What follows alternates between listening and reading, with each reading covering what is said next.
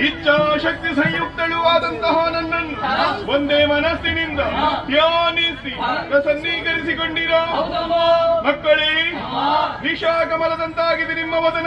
ಯಾರಿಂದ ಬಂದಂತಹ ಪವಣಿ? ಯಾಕೆ ನನ್ನನ್ನು ಸ್ಮರಿಸಿದಿರಿ? ನಿರ್ಭೀತ